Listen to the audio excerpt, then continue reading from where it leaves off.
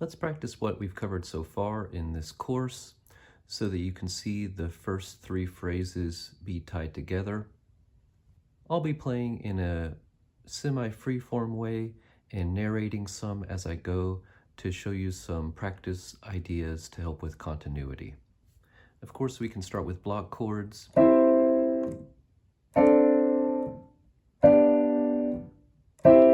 And remember our opening establishment of C major as our tonality. I could spend some time analyzing these chords and giving labels to them. This is a C major chord.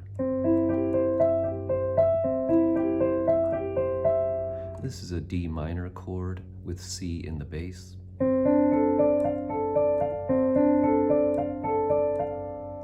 The C in the bass is a suspension from the previous measure.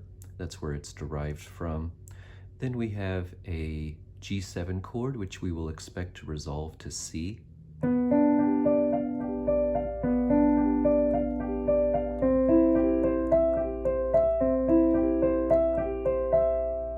It's this G7 chord resolving to C that makes me conceive of these first four measures as a unit unto themselves and as a clear establishment of tonality.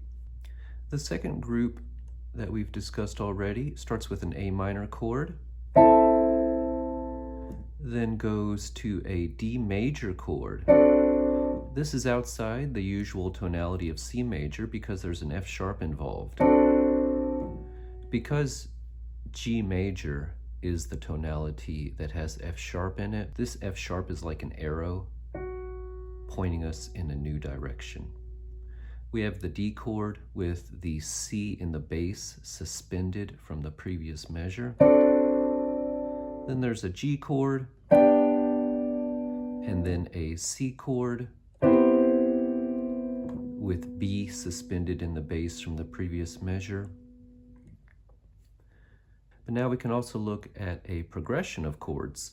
We have an A chord, D chord, G chord, C chord. This is a circle of fifths progression because the roots of all these chords are moving down fifths.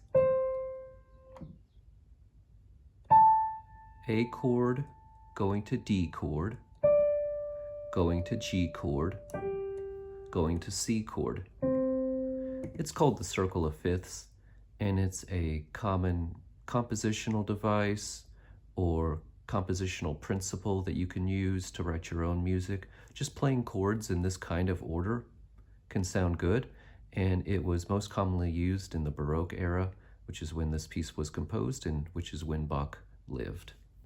Now, we have the beginning of our second phrase. We have the first phrase. Let's just try playing them in a row and seeing if there are any speed bumps or potholes that slow us down. Whenever you're playing, you'll need to use a lot of emotional intelligence to pay attention to what parts feel strange or what parts still feel uncomfortable or what parts require you to think a lot. Those are the spots you want to focus on until they respond a little to some practice, a little bit of repetition, and then you want to have faith that those parts will smooth out over the next day, the next couple of days, as you continue to practice things in a wider context. I'll start from the beginning of what we've done.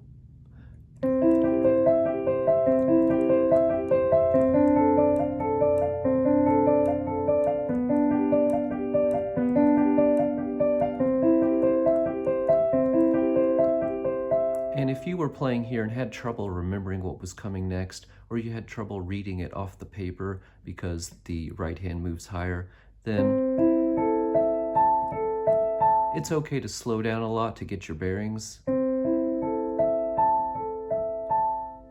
And now we could test it. You had a speed bump, you had a problem, you could go back to the beginning section and see if it becomes better on a second try.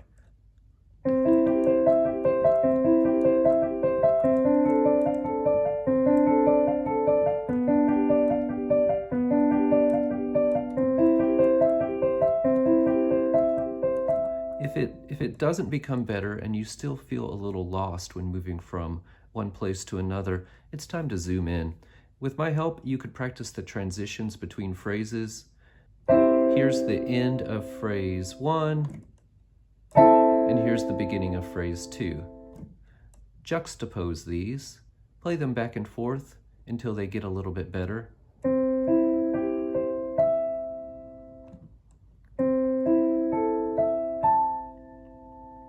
Whenever you're trying to learn something new, like a new position like this, go ahead and try to look away from the score if you can. Start looking at your hands instead of looking at the book, or look at your hands instead of looking at your phone or computer screen.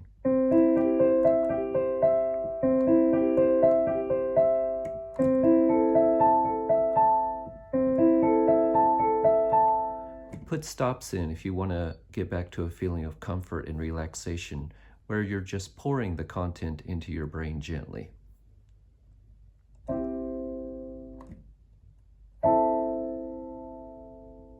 Of course, you can also practice this juncture with positions silently.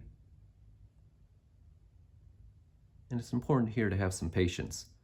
Now that you've performed all that practice on that small spot, you have a decision. Do you want to go back to the beginning and test if the speed bump has been fixed, or do you want to move on with other things? I find that sometimes if this juncture is still feeling uncomfortable, I'm not going to want to go back and test it at full speed and not going to want to keep going whenever I play. If I'm going to practice this juncture, I'm going to put huge stops in to respect the fact that we just worked on it. To practice this part at full speed after working on it intensely would be kind of like you just performed surgery on someone and you're immediately asking them to walk.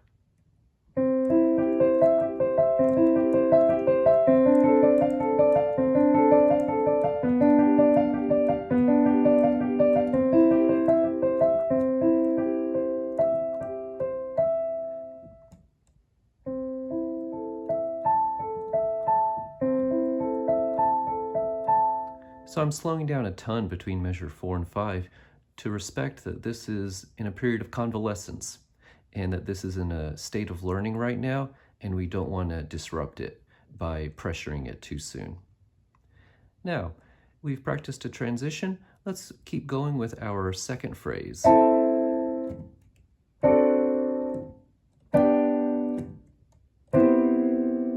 This is the C chord that had the B in the bass that's suspended, and then the B resolves downward a step from B to A. Here is our 2 chord in the new tonality of G major. This A minor chord is created on the 2nd scale degree of a G major scale. So it's called the 2 chord.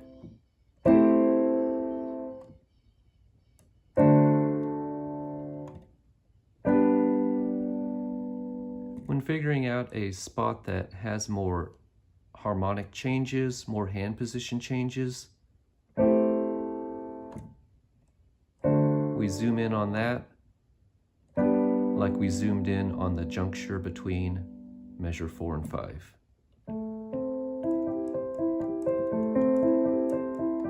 It's okay to go at thinking speed where more difficult measures get played slower, and once you get the hang of it and perhaps even a little bit bored, you speed up to save time, and eventually you try to have a calm speed of playing everything steadily.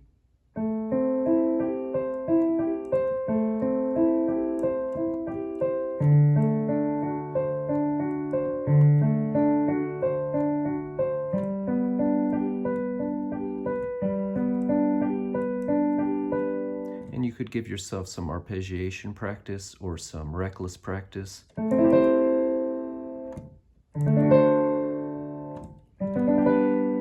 This is cadencing in G major. The second phrase begins on this A minor chord and eventually finds its way to G major. It can be a good idea to compare different parts of the piece. Later we're going to see a similar cadence to this, and And we should definitely juxtapose this cadence with that cadence, put them side by side, compare them, be able to start at one, be able to then go to the other, so you can see that it's the same kind of sound, just on a different pitch. So I'm going to jump ahead to phrase 3 now, because we've already learned the cadence to phrase 3. Here is the cadence to phrase 2, and then I'll juxtapose it with the cadence to phrase 3.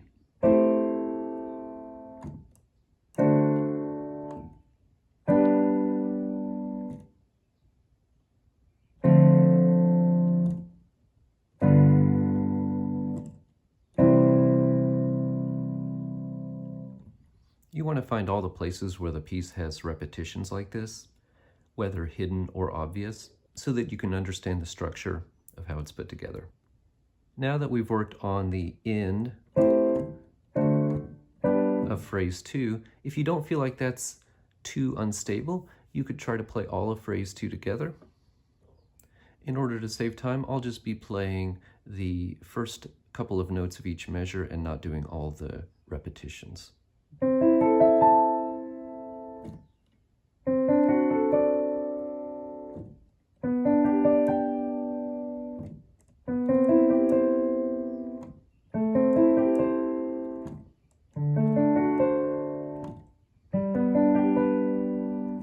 And like I said before, if things start to feel a little bit easy or boring, speed up a little. If you start to get the hang of it and think you know what's about to come next, quit looking at your phone, computer screen, and start looking at your hands more so that you have an organic way to start memorizing the music. Now that we've done phrase 2, I could still consider that the transition from measure 4 to measure 5 will be unstable, but I do want to go back to the very beginning and try to put it into a wider context. So I'll play the first phrase and the second phrase all in a row. I think I'll just keep doing them as blocks, and if I need to slow down, I will.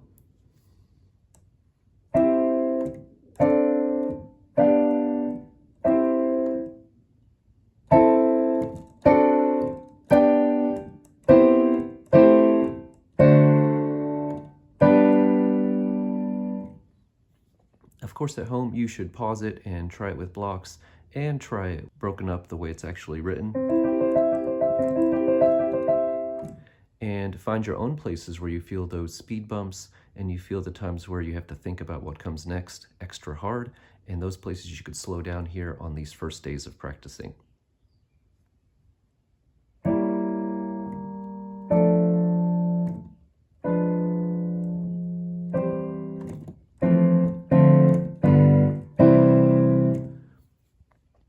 So phrase 3 begins with that sophisticated fingering in the left hand.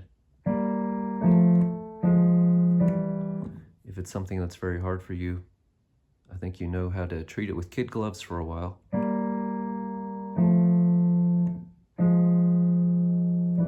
And to let it solidify in your brain over the course of a couple days. No need to rush these things. So here is phrase 3.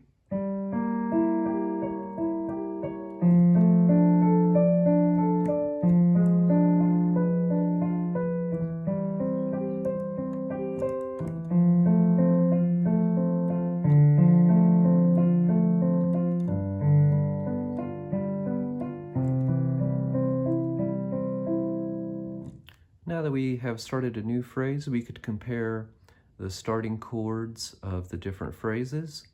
You'll remember that we compared the starting chord of phrase 2 to the ending place of phrase 2. It can also be great just to try to compare all the starting chords of everything so that you can recall them easier later and have something to grip onto. Here's the starting chord of phrase 1, then I'll play the starting chord of phrase 2 and 3.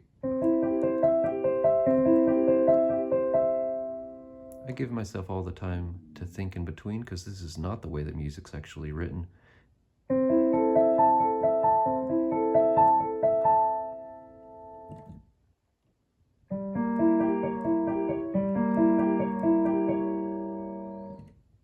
Comparisons like these will stretch your mind and train your brain and help you see the structure in your head, or at least remember it whenever you need to when your fingers get to that point. Let's compare the cadences at the end of phrase 2 and 3 again.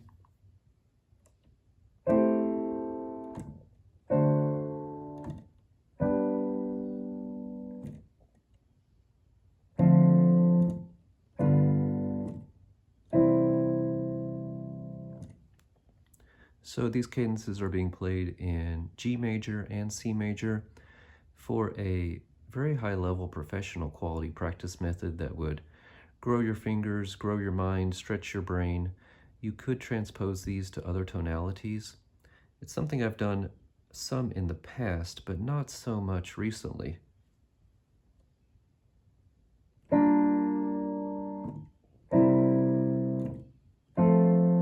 If you use the same fingers while transposing, you will have some uncomfortable fingers on black keys. The fingers that play on the black keys, if you can, make them play just on the tip, not deeper. If you have multiple fingers on black keys, it will get more complicated. But here, I'm playing in the tonality of F major, and I have my thumb on a black key. And I'm not playing super deep on the black key, I'm just playing on the edge. And if you have one finger on a black key, the other fingers might need to be very deep on the white keys in the area between the black keys, called the gray area by some piano teachers. So here it is in F major.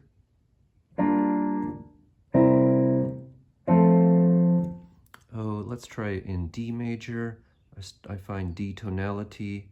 I remember some of my chords.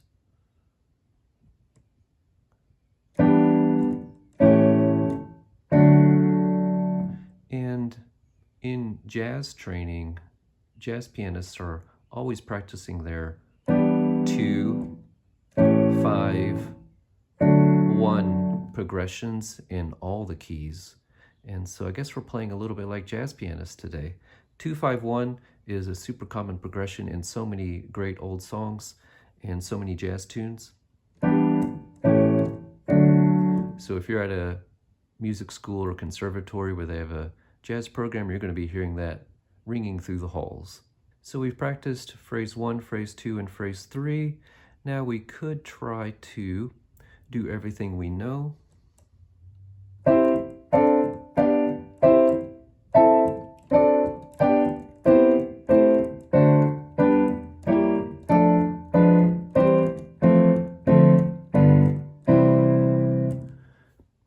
Whenever you are practicing one difficult spot, like we did earlier with this,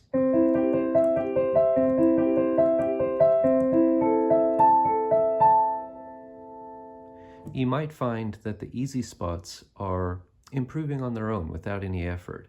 The easy spots might be being processed by your brain while you're not even thinking about them. So by practicing hard spots,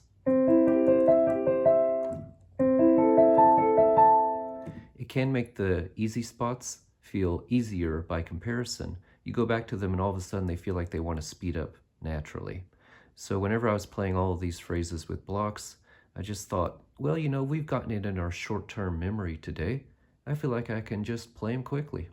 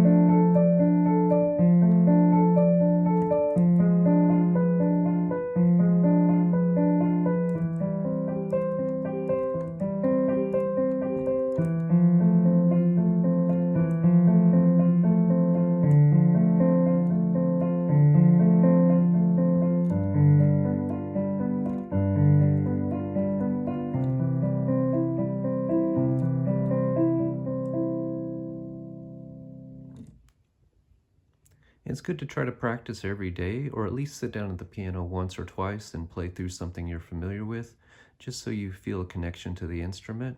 You don't have to practice the same amount every day. As the week goes by between your piano lessons, assuming you do have piano lessons, if you're still practicing the same excerpts and the same repertoire throughout the whole week, as you get better and better at those excerpts, you will need less and less time to review them each day.